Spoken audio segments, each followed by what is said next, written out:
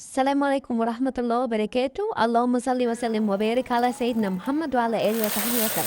يا رب تكونوا بخير وبصحة وسلامة وسعادة حبايب قلبي. النهاردة هنعمل فيديو خفيف وسهل وبسيط وحلو لو ولادنا وهم راجعين من المدرسة يلاقوا أكلة خفيفة ياكلوها. نعمل مكرونة وبانيه وسلطة، أخف حاجة وأسهل حاجة وأسرع حاجة.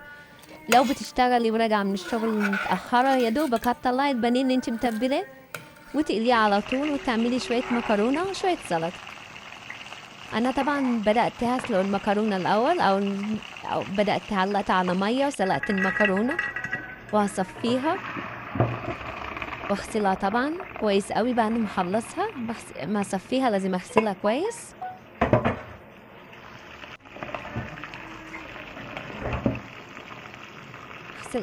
تاني فاتحة الحنفية مية ساقعة عليها كتير شوية بحيث تدبس الجامد والنشا اللي فيها كله ينزل. وهحط هلا فيها شوية زيت، مكرونة طبعا بزيت بس، وانزل عليها بالصلصة بتاعتي اللي انا عاملاها. انزل عليها بالطماطم واحط لها بقى طبعا فلفل وملح. المكرونة يعني فلفل وملح بس. طبعا البانيه انا متبلاه بفيديو قبل كده معاكم، هحط لكم لينك الفيديو في الوصف. جايباه من بره ومتبلاها انا وهينه في الفريزر بحيث اجي من بره بقى مفيش اي حاجه للاكل، اطلع بانيه واعمله مع شويه مكرونه. بص انا كنت متبلاه عينين، بص هطلعه يبقى متلج واسخن الزيت جامد واقليه فيه. بيطلع جميل واسهل حاجه واسهل حاجه. مفيش في نص ساعه بتجهزي الغدا.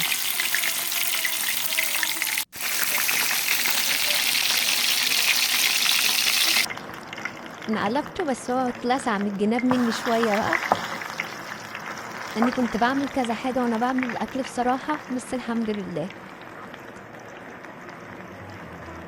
هكمل بقى قليه البانيه وبعد كده اعمل السلطه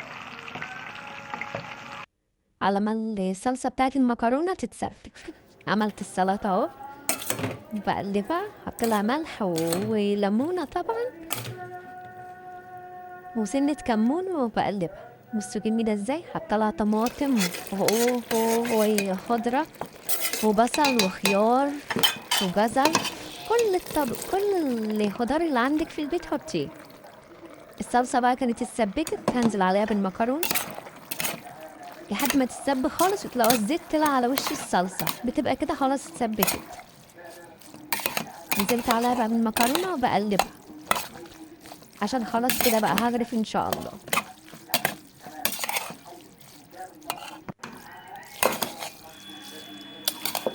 تقلبوا تقلبوا فيها عشان الصلصه بتبقى تحت، تقلبوا فيها كتير. هغرفها بقى اهي.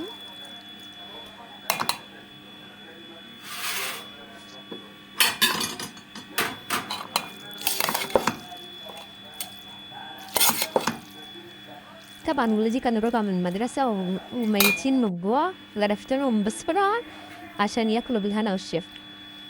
غرفت لهم مكرونة والسلطة غرفتها والبانيه حطيته لهم. بألف هنا وشفا يا حبايب قلبي اللي ياكل يا رب. طبعا ما تنسوش الصلاة على الرسول عشان قلبنا قلبكم يطيب. أتمنى إن الفيديو يكون نال إعجابكم. لو عجبكم الفيديو ما تنسوش اللايك والشير وتعليقاتكم الجميلة. ولو لسه أول مرة تشوفوا قناتي أتمنى الاشتراك في القناة وتفعيل زر الجرس عشان يوصل لكم كل جديد. استنوني إن شاء الله في وصفات تانية كتيرة ومميزة. كل يوم هنعمل حاجة جديدة، طبعا من وصفات سهلة وبسيطة من أكل زمان. احنا هنا في القناة بتاعتنا وصفات سهلة وبسيطة من أكل زمان زمان وأيام زمان.